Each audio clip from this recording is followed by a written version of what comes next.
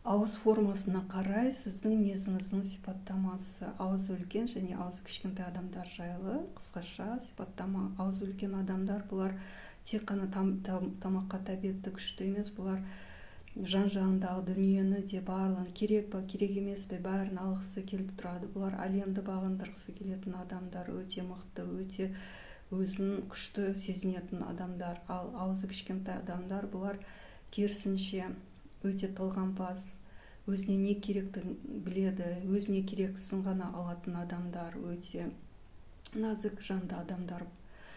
Бұған мысал ретінде Microsoft негізін қалаушы Билл Гейтс пен оның серіктесі Пол Аллен туралы айтуға болады. Билл Гейтстің аузы үлкен болатын болса, ал керісінше Пол Алленнің аузы кішкентай. Билл Гейтстің өзінің айтуы бойынша негізі мен түбегейлі өмірімді өзгерткен бұл Пол Аллен деп айтады. Менен де күшті, менен де мықты адам, ол сол өзінің серіктесі туралы айтады. Негізі Гейтс ол өзі кішкене мінезі бұзықтау адам, көптеген келеңсіз жағдайларға түскен кезде бұны құтқарып қалушы өзінің серіктесі Пол Аллен болған. Негізі идея бұл Пол Алленнің идеясы болған. Ол өте жан-жақты, музыкада да кез келген жан-жақты дамыған адам.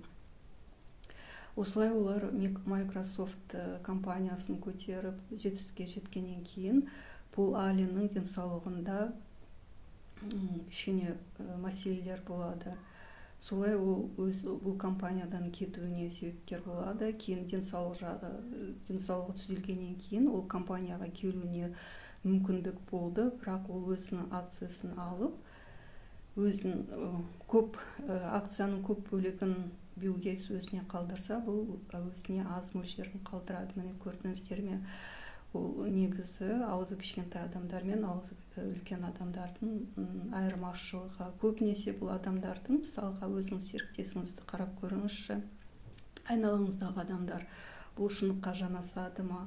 Кері байланыс қалдырыңыздар, бұл шынында да шын ба, өтірік пе, маған да қызық.